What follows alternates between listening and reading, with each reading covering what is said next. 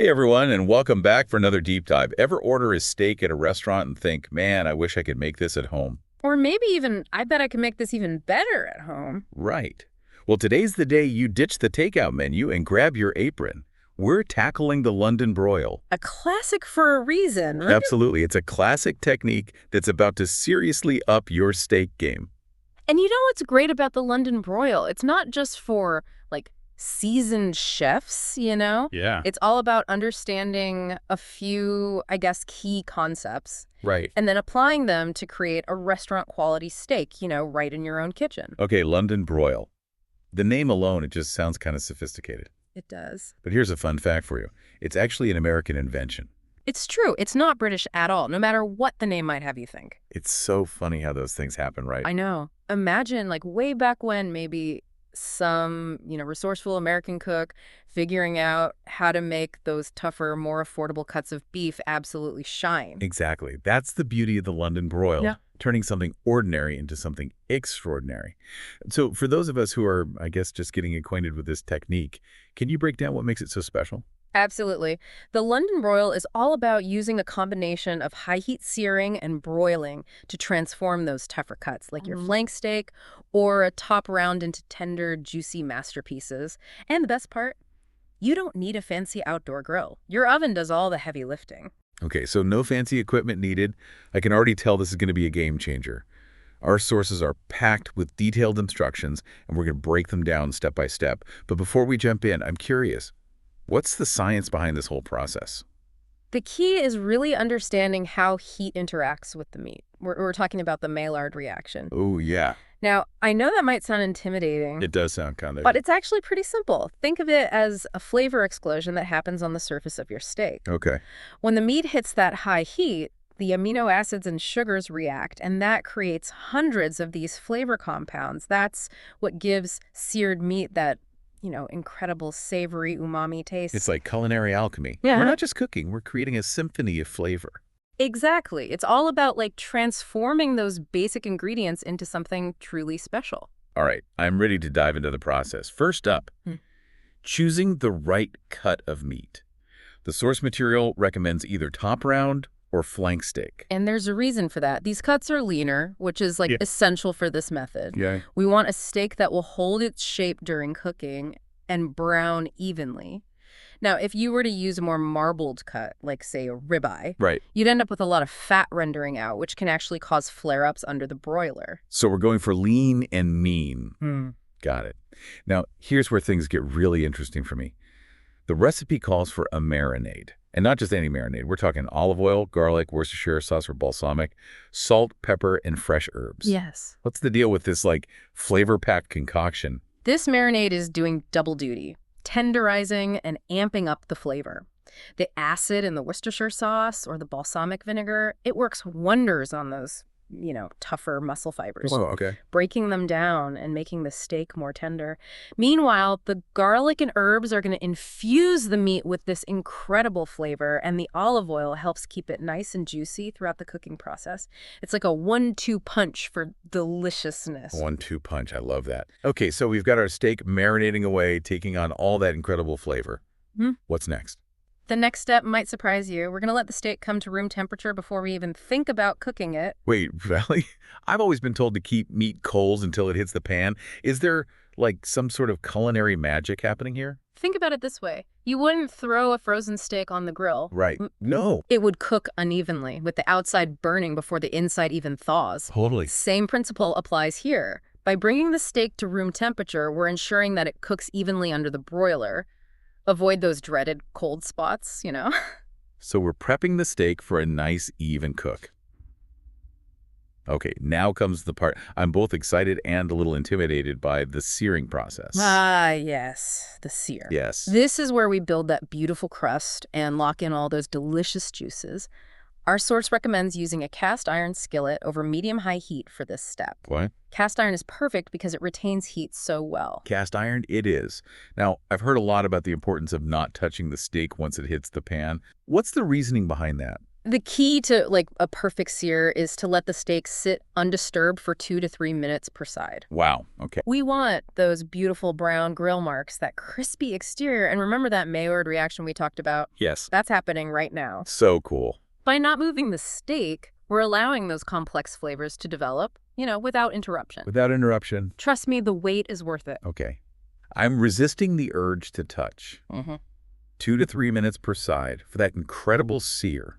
I can practically smell it already. Now, after the sear, we move on to the broiler. Right? Yeah, I got it. The broiler is our secret weapon for achieving that perfect level of doneness. And speaking of doneness, I'm a medium rare kind of person. What about you? Ooh, I'm right there with you. Medium rare all the way. But not everyone, though, likes their steak the same way. So how do we make sure everyone gets their perfect steak? That's where a good meat thermometer comes in. Takes all the guesswork out of the equation. Right. We're not just eyeballing it here, we're being precise. For medium rare, we're aiming for an internal temperature of 130 to 135 degrees Fahrenheit. Okay. Medium is 140 to 145, and medium well is 150 to 155.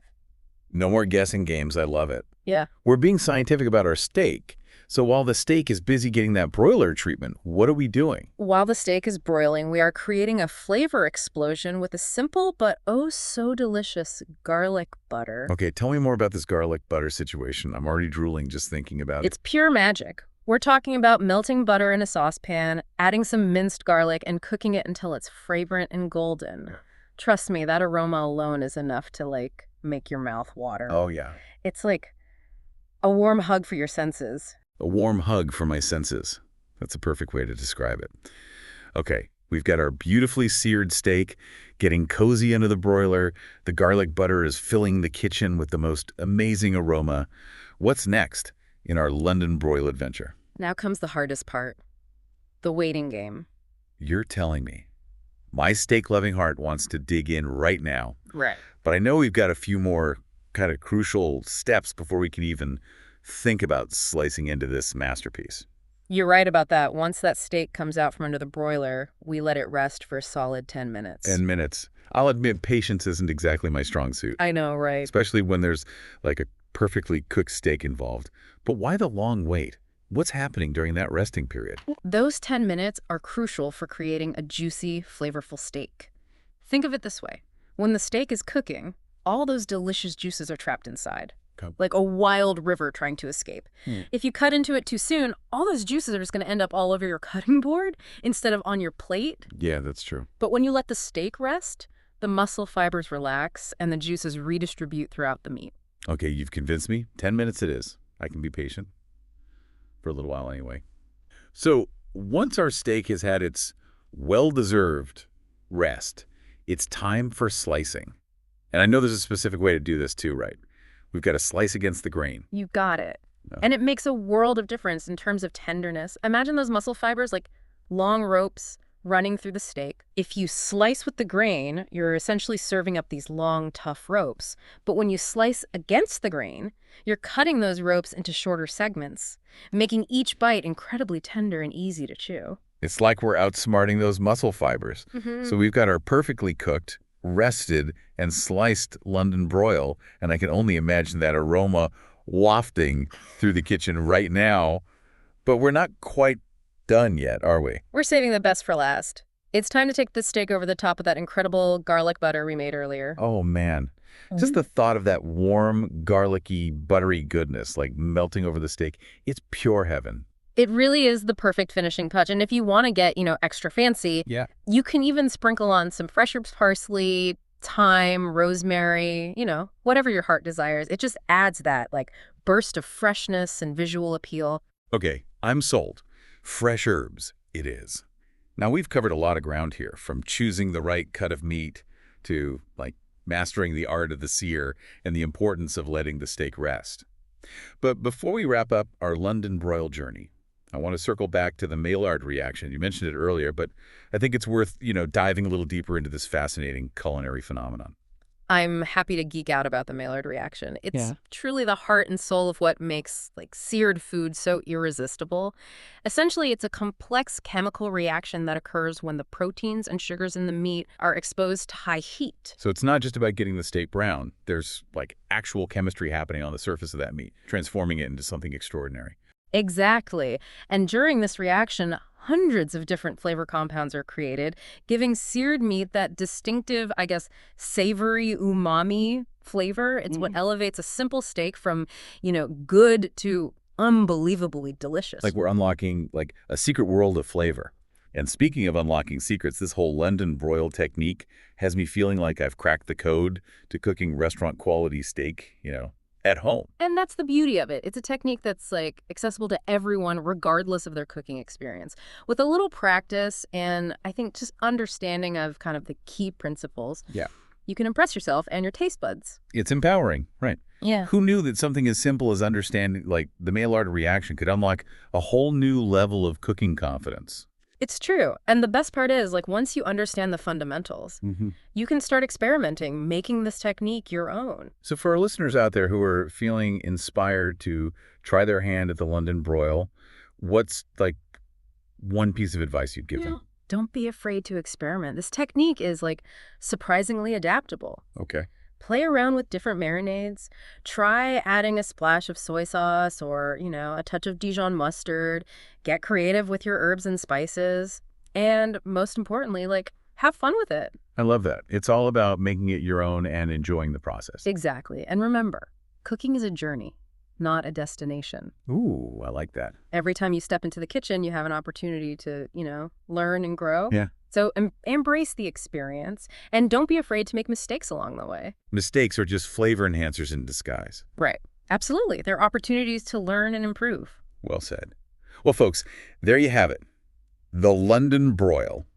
A classic technique that's about to become your new secret weapon for creating restaurant-quality steak right in your own kitchen. Then remember, it's not just about the steak, It's about understanding the why behind each step, the science of flavor, and, the joy of creating something truly delicious. We hope this deep dive has left you feeling inspired, empowered, and maybe just a little bit hungry. And maybe a little bit smarter about the magic that happens when meat meets heat. That's right.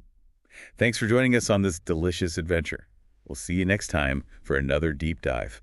Happy cooking.